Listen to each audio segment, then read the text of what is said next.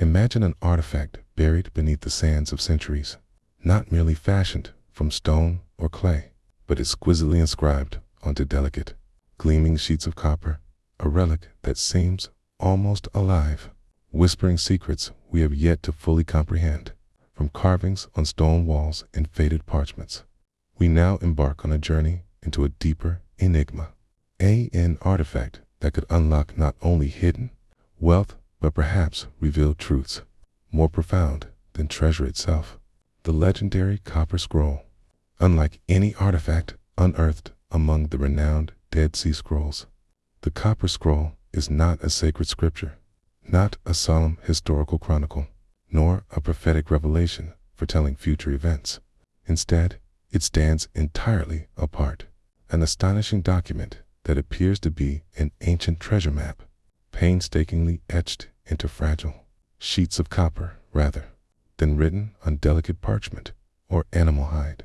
It speaks not of heavenly battles or ancient kings, but of vast, unimaginable hoards of gold and silver, secreted away in places so carefully obscured that, even after decades of relentless searching, not a single trove has yet been found. Who were the minds behind this extraordinary creation? And if the treasures it describes are real, where do they lie? Buried beneath layers of time and forgotten landscapes. The Copper Scroll first stepped into the modern world in 1952. It was discovered hidden deep within a cave near Qumran, the very site where the rest of the Dead Sea Scrolls had been unearthed. Yet, while those scrolls were inscribed onto parchment and leather, bearing spiritual teachings, legal codes, and religious commentaries, the Copper Scroll was unlike anything else, a strange and singular artifact. Its message was engraved onto thin, brittle sheets of copper, so delicate that specialists had to slice the scroll carefully into segments just to reveal its hidden text.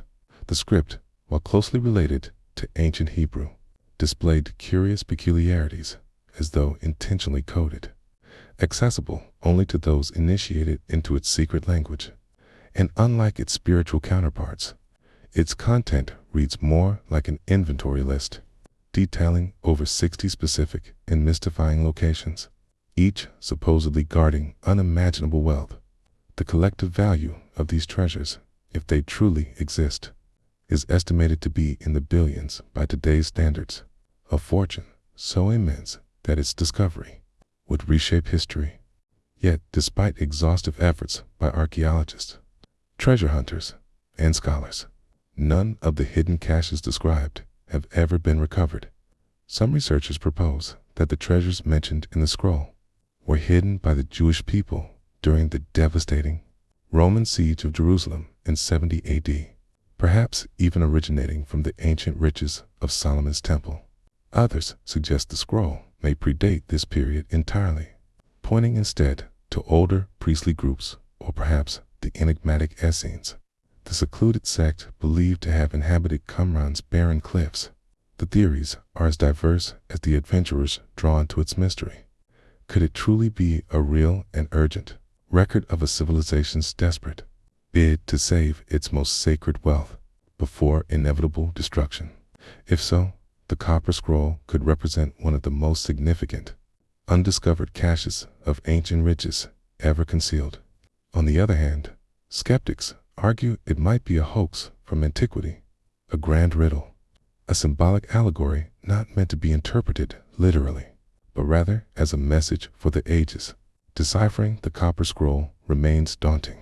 Its clues are maddeningly vague, referencing landmarks, tunnels, courtyards, reservoirs, burial places whose names and locations have been lost or drastically altered across 2,000 years.